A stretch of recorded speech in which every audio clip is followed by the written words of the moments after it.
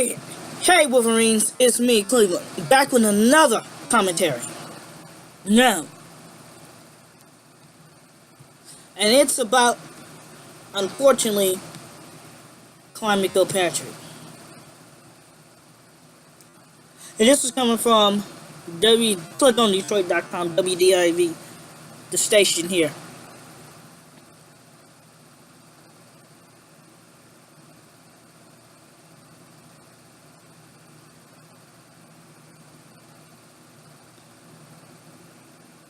Former Detroit Mayor Kwame Kilpatrick launched a new push to get out of prison, writing a lengthy blog saying God has pardoned him, so the president should too. Kwame has been behind bars. Kilpatrick has been behind bars for 7 years of his 28-year sentence. But he said, enough, that's long enough. The disgraced former mayor said he found Jesus and learned his lesson. He said he is ready for the next chapter of his life. Kilpatrick's 22-year-old son, wow, 22, year older than me, made a rap video saying that the 28 years his father received is too long. He's lobbying to get his father out of prison too. It's too much time. There was no crime. Jaleel Kilpatrick said in his rap video.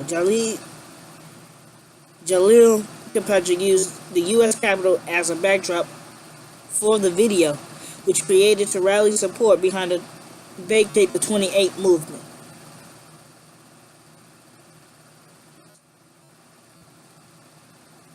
Yes, I made some bad decisions in my life. Kwame Kilpatrick wrote, yes, I betrayed my life, my family, because of my own lust and sin. I failed to deliver the promises and opportunity given to me by the people of Detroit, Michigan. And I've been severely punished for it. Our country has always been a land of second chances. I am hoping and expecting that I will have the opportunity to boldly move to the next season of my life outside these prison walls. Oh. Well, that's somewhat okay. For those of you who do not know who Kwame Kilpatrick is, Kwame Kilpatrick was the youngest mayor ever in the history of Detroit. People start comparing him to Kwame Young, which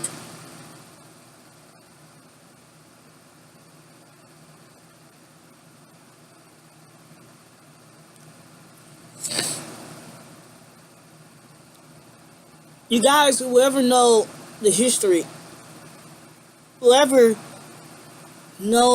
lived in the city of Detroit in the 70s, the 80s, and the 90s, Kwame Young did a lot of good, and he did good, and he was an okay mayor from my experience.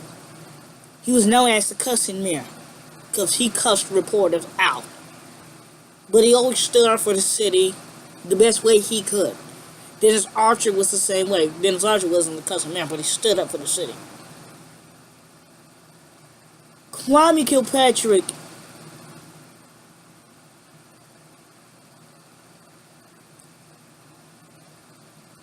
at first seemed like he was a decent man, until he lied not only to his wife, but to the city of Detroit, saying that he didn't have an affair with his, I guess, chief of staff, Christine Beatty, who he went to high school with. In other words, he hired some of his friends from high school. I'm not going to try to go off like I did yesterday. Now he's asking for a pardon, because 7 years is too hard for him.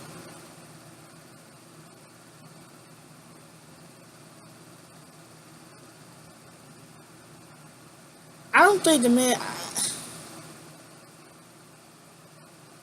I think he needs to do his, but he says that God's forgiven him. Okay.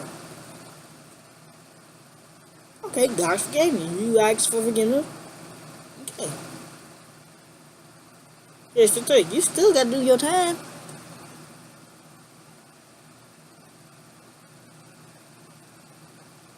I mean,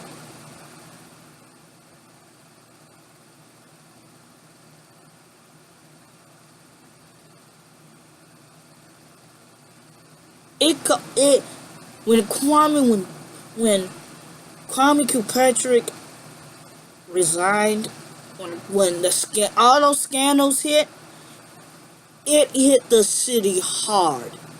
I mean,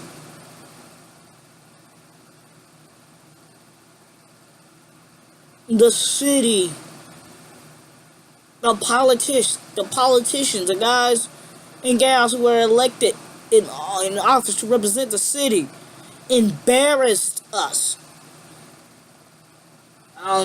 Monica Conyers got into an argument with Ken Cockrell Jr., called him Shrek.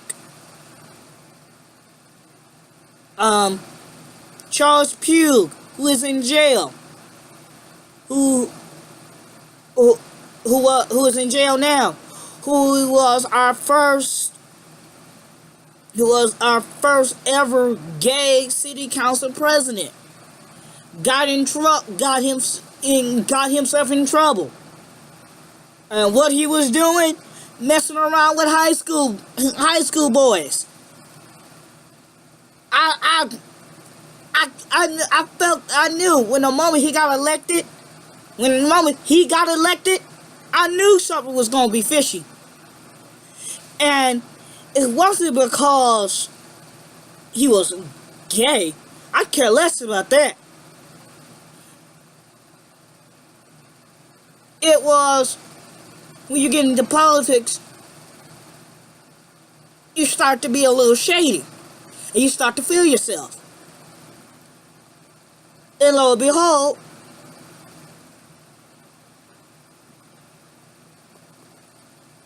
he was messing around with teenagers at an all-boys school.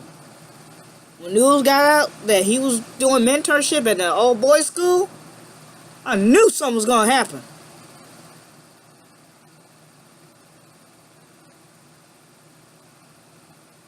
And the same thing I felt about Kwame when he said, I didn't sleep with Christine Beatty. It's like, that man, I think that man lying. And keep in mind, I was only in elementary school when all this started. I was in elementary school when all the corruption got exposed in the city of Detroit.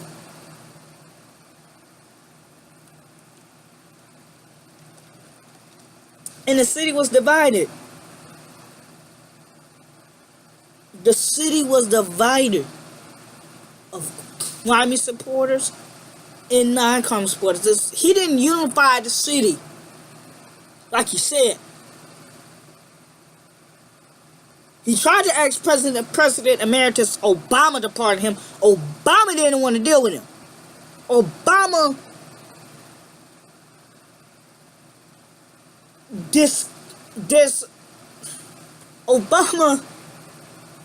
cut himself away from Kwame because he thought Kwame was going to make him lose the election. Now, if that's true, that was a very smart move. President Emeritus Obama, very smart.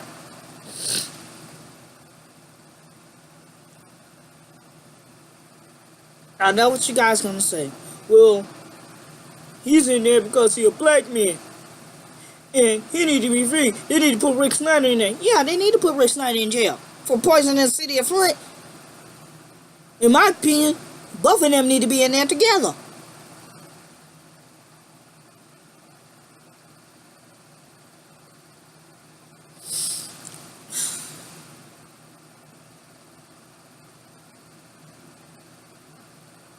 It's sad when...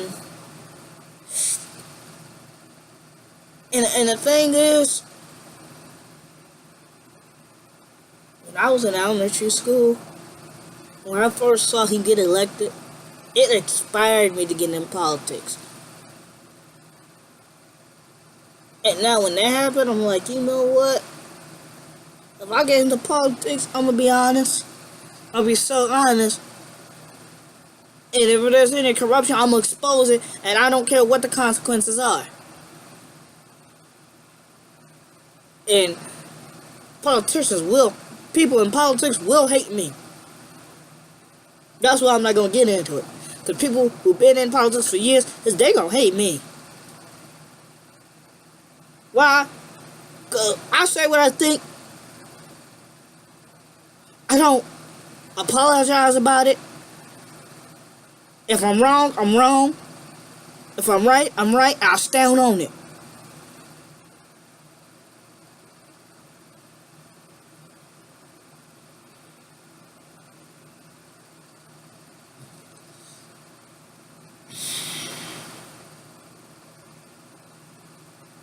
Trump, if you got any ounce common sense, don't pardon this man. Let him serve his time.